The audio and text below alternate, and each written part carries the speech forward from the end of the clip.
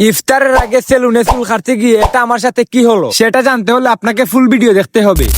রাতের বেলা ঘুম থেকে উঠে ভালো করে মুখ ধুইতেছি সেহরি খাওয়ার জন্য। আজ ভাবতেছি বাসায় সেহরি করবো না, আমাদের এলাকার একটা রেস্টুরেন্টে গিয়ে সেহরি করব। এর জন্য তাড়াতাড়ি করে মুখ ধুয়ে চলে আসি রেস্টুরেন্টের সামনে। রেস্টুরেন্টের সামনে গিয়ে কয়েকটা ভিডিও করে তাড়াতাড়ি করে রেস্টুরেন্টের ভিতরে গিয়ে খাওয়া দাওয়া সেরে ফেলি। সময় কম থাকার কারণে রেস্টুরেন্টের ভিতরে গিয়ে কোনো ভিডিও করতে পারি নাই, আর আসার সময়ও রাস্তা দিয়ে কোনো ভিডিও করতে পারি নাই। সময় কম, একটু পর আজান দিলাইব। দুপুর বেলা ঘুম থেকে উঠে গোসল করে জোহরের নামাজ পড়ে এখন বেরিয়েছি হাঁটার জন্য। আমার ফ্রেন্ড দুইটারে ফোন দিয়েছিলাম, তারা আসার লাগে। তারা আসলে আমরা সবাই মিলে একসাথে আড্ডা দিলাম, কিন্তু আনফরচুনেটলি তারা আজকে আইতে পারতো না, তারা জরুরি কিছু কাজ আছে। যাই হোক, অনেক সময় ধরে হাঁটাহাঁটি করার পর আখটা আমার মাথায় আসলো যে আমি তো ফ্রি আছি, যেহেতু আমার হাতে কোনো কাজ নাই। এর জন্য ভাবলাম বাজারে গিয়ে সেলুন থেকে আমার চুলটা কেটে আসি, আর চুল কাটার পাশাপাশি ভালো করে মুখটা ওয়াশ করে আসবে। আমার মুখের মধ্যে অনেক ময়লা লেগে আছে। কিছু সময় হাঁটার পর অবশেষে আমি চলে আসলাম সেলুনে। সেলুনে আসার পর কিছুক্ষণ বসার পর জানতে পারলাম যে নাফিত আমার চুল কাটে, ওই নাফিত নাকি অসুস্থ হয়ে গেছে। এর জন্য সে আজকে সেলুনে আসতে পারে নাই। তো আমি সেলুনে কিছু সময় বসার পর চলে আসি বাড়িতে। আজকের ভিডিও এখানে সমাপ্ত হয়ে গেল। ততক্ষণে আপনারা ভালো থাকবেন, সুস্থ থাকবেন। আল্লাহ হাফিজ।